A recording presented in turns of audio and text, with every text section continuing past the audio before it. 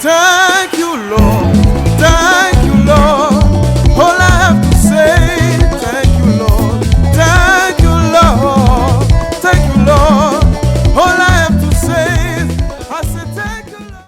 Et nous sommes actuellement sur le plateau à l'église Chapelle des Vainqueurs international Brunian dans cette numéro de 21 jours de jeûne et prière.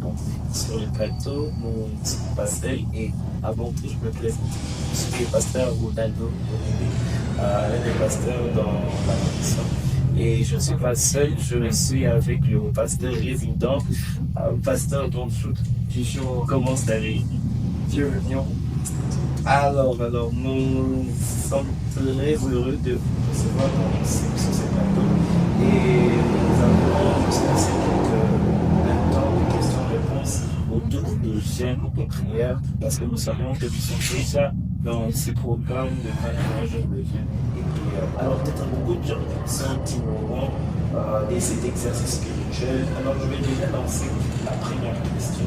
Pourquoi faut-il jeûner? Est-ce que prier tout simplement est suffisant?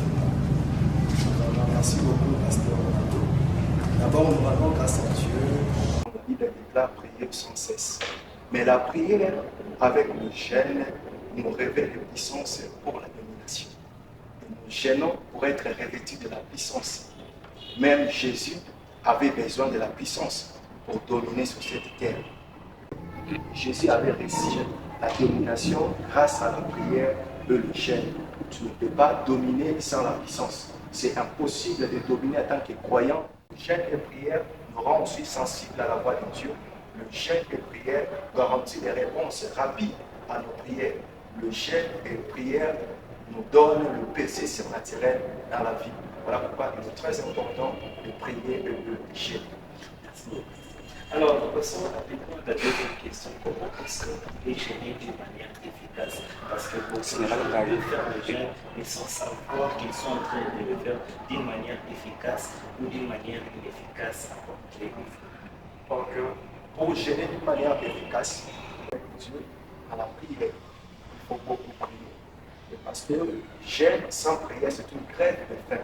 Déjà, la troisième question, une question qui nous dit, vous avez dit qu'on ne peut pas jeûner sans prière. Supposons que quelqu'un qui passe toute la journée au travail, depuis le matin jusqu'au soir, à un moment mais il ne vient que pour lui prier à l'église. On sait qu'à l'église, c'est juste 1 heure et quelques minutes que nous passons dans la présence. Est-ce qu'il peut se dire qu'il n'est pas en train de jeûner parce qu'il n'a pas pu trouver le temps pour prier? Vraiment, Dieu nous a donné au moins 24 heures par jour. Vous devez toujours avoir le temps pour prier. C'est vraiment très important. Comment? Parce que le jeûne débute comme nous à la famille de Vainqueurs.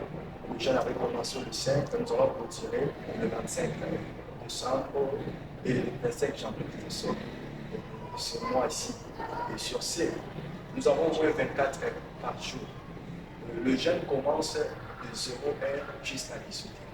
Même pendant la journée, si tu n'as pas eu le temps, parfois la nuit, de 0 heure à 1 heure, tu peux prier. Chercher de passer le temps d'intimité avec ton Dieu personnellement. Ce n'est pas mal de prier ensemble, en groupe le soir. Il faut chercher ce que moi personnel entre vous et Dieu.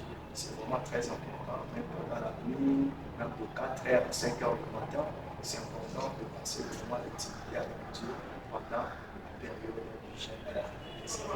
D'accord, merci pour la réponse. Et maintenant, qu'est-ce qu'on n'est pas censé faire normalement pendant cette période? Genre, quelles sont les choses qu'on peut faire et qui automatiquement annulent l'efficacité de notre jeûne? Ok.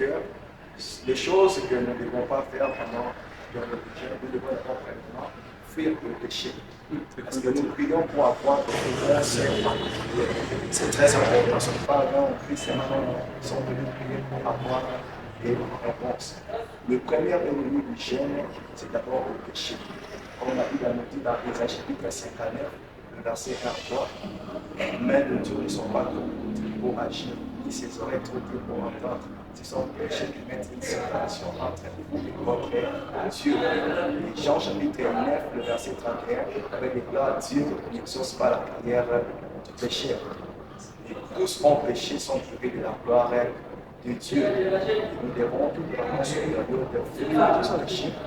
Et deuxièmement, ce qui peut rendre notre chien inefficace, c'est le manque de pardon. Nous devons pardonner ce qui nous ont offensés. C'est vraiment très important de le pardonner afin que nos prières soient exaucées. D'accord. Et maintenant, est-ce que c'est tout le monde qui doit jeûner? Y a-t-il une catégorie de personnes qui soient exclues de jeûne? Vraiment, en ce qui concerne les gens, vraiment, il y a des gens aussi qui sont vraiment exclus du jeûne, mais ils peuvent prier. C'est les femmes qui allaitent, les femmes enceintes, nos vieillards, les gens qui ont déjà 80 ans et au-delà, et les gens qui sont souffrants, qui prennent des médicaments, et aussi ils peuvent pas jeûner. Le reste, tout le monde peut jeûner. Alors, vous avez dit déjà, on est en train de vouloir clôturer et ça a commencé depuis le 5 janvier, ça va jusqu'au 25 janvier. Alors, déjà, donc, si je crois bien, nous entrons dans la dernière semaine. Alors, qu'est-ce que vous pouvez dire à tous ceux qui sont en train de nous suivre? Déjà, nous entrons dans la dernière semaine. Est-ce que, comme ils n'ont pas commencé depuis la première, deuxième semaine, seront-ils en retard? Est-ce qu'ils ne peuvent pas se donner déjà complètement comme ça? Je tiens à inviter tous les chrétiens de Bounia de venir participer à notre dernière semaine, le 21 juillet de Pourquoi? Parce que la Bible déclare la fin d'une chose est vaut mieux que son commencement. Ce n'est pas trop tard. Tu peux venir même dans cette dernière semaine pour prier et voir la main de Dieu agir à votre faveur. Ce n'est pas vraiment trop tard de venir. D'ailleurs, la Bible recommande que la fin d'une chose vaut mieux que son commencement. Et nous croyons dans ces dernières semaines, Dieu va opérer de grandes choses. Il y aura des guérisons, des délivrances instantanées au monde. Et nous allons dominer cette année, dominer la maladie, la pauvreté, la sécheresse. Nous serons revêtus de la puissance d'un haut pour dominer cette année 2026. Et enfin, pour les personnes qui peut-être ne savent pas l'adresse, ne savent pas comment ça va se dérouler, déjà que nous allons continuer demain jusqu'au dimanche, comment ça sera le programme de chaque jour pour ce prière. Nous sommes ici à l'église Chapelle de Vainqueur. Peut-être une bénédiction pour tous qui sont en train de nous suivre, quelque chose que vous aimeriez ajouter. Surtout, déjà, le dimanche prochain, ce serait la fin de ces jeûnes. Déjà, ce sera un culte, on ne sait pas si c'est l'équipe de quoi.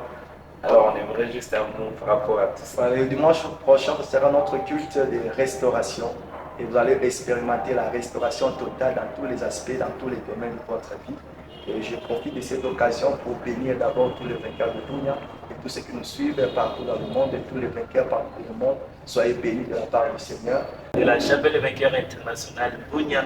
Et c'est un programme, comme vous l'avez entendu, qui continue bel et bien. Vous êtes en retard, rejoignez-nous. Et vous pouvez aussi, si vous n'arrivez pas à le faire à l'église, si vous n'arrivez pas à venir à l'église, vous pouvez même nous suivre en ligne. On passe en direct sur YouTube et sur Facebook. Le nom, c'est la Chapelle de vainqueurs internationale Bounia.